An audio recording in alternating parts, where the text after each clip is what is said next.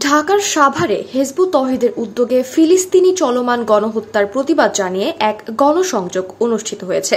গতকাল বেলা 11টায় সাভারে হিজবুত তওহিদের উদ্যোগে ফিলিস্তিনি গণহত্যার প্রতিবাদে এই গণসংযোগ অনুষ্ঠিত হয়। সাভার হিজবুত তওহিদের সভাপতি সোহেল তালুকদারের সভাপতিত্বে সাভারের নামা বাজার থেকে গণসংযোগটি শুরু হয়। এতে অংশগ্রহণ করেন ঢাকা জেলা হিজবুত তওহিদের সভাপতি ইউনুস মিয়া।